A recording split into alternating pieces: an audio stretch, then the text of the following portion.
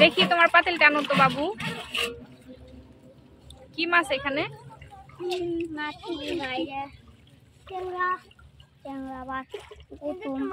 পুতুম, চিংড়ি। এগুলা আম্মু রান্না করে দিবে না?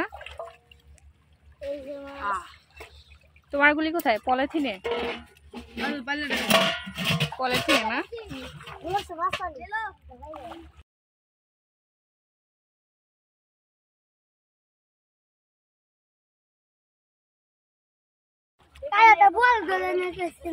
এখান থেকে বল পাইছো? তাই? কত বড়? আচ্ছা।